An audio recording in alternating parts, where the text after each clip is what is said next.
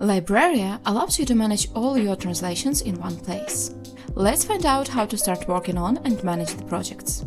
Firstly, create a new project and fill in all required fields such as name, description, and languages.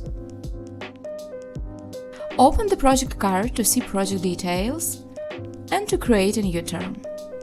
Fill in a term key, tags, description and translations. You can also generate translations with the generated ChatGPT assistant. Go to Overview to discover project statistics. Open Settings. Go to the Language tab to easily manage project languages. Delete